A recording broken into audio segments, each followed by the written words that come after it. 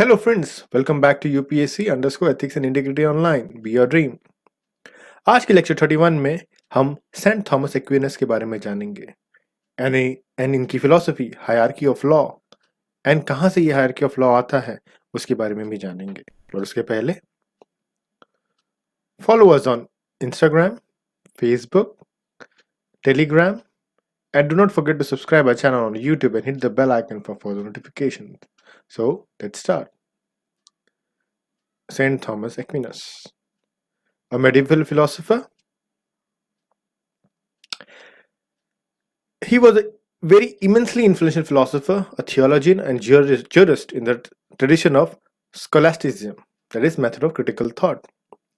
देखिए, इस पीरियड में जो मेडिवल की पीरियड है 13th सेंचुरी, आप देखेंगे कि बहुत सारे फिलोसोफर्स निकलते हैं इटालियन उस आइलैंड से, इटली से। अब ये आउट ऑफ टॉपिक है थोड़ा सा, बट आप जब वर्ल्ड हिस्ट्री पढ़ेंगे तो जब कोई भी टीचर होगा आपका, वो इस पीरियड से ही आपको पढ़ाएगा वर्ल्ड हिस्ट्री, बिकॉज इसी टाइम रेनेसां और अलग अलग चीजें हुए हैं एंड इसी टाइम आपको काफी ज्यादा फिलोसफीज मिलेंगी। ठीक है, so one of the philosopher, very important philosopher, saint Thomas एक्विनस।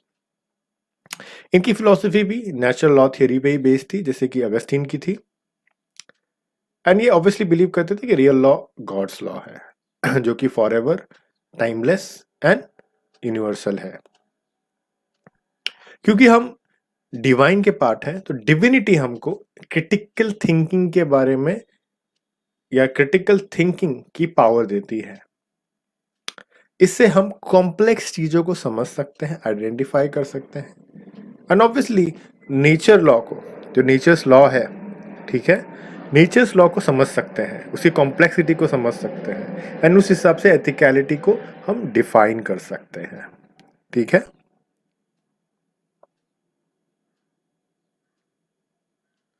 Unlike प्लेटो, जैसे कि प्लेटो बोलते थे कि रीजन बहुत इंपॉर्टेंट होता है एथिकलिटी में, इन्होंने बोला इंटेंशन भी आपकी सही होनी चाहिए, will and consciousness.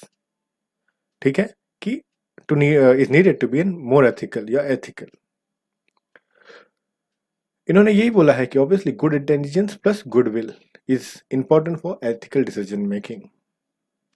Further to explain, इन्होंने virtue, intellectual virtue and moral virtue के बारे में बात किया है। ये आप पढ़ सकते हैं एरिस्टोटल के फिलोसफी में भी, उसमें मैंने काफी डिटेल में एक्सप्लेन किया हुआ है। बट ये दो वर्च्यू के साथ उन्होंने एक और वर्च्यू को ऐड किया था, that is having faith in God, which he called as superior most virtue. That is, having faith in God is always good action. It's not a bad action, it's always a good action. Having faith. And अगर आपके पास ये virtue है, automatically आपको intellectual virtue भी आ जाता है and you become more moral, या आप में मॉरल वर्च्यू भी आ जाता है।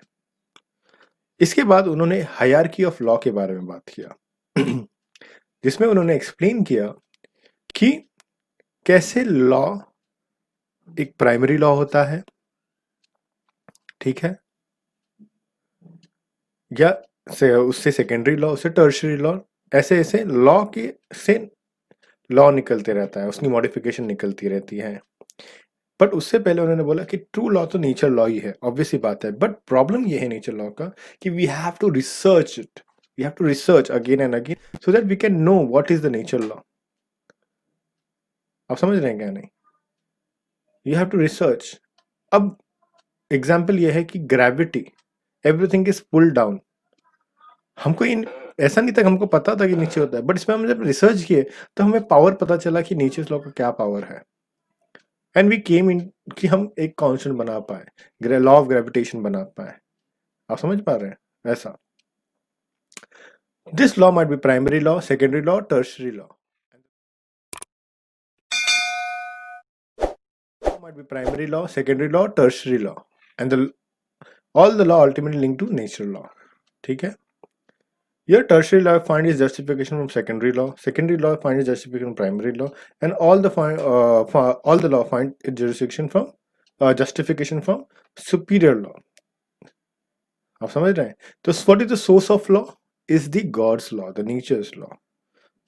एंड उसको फाइंड आउट करने के लिए क्या करना पड़ेगा? रिसर्च करना पड़ेगा। अलग अलग गुड इंटेंशन के साथ, सो दैट हम एथिकल डिसीजन लेने के लिए एक मापदंड कुछ बना पाए, ठीक है।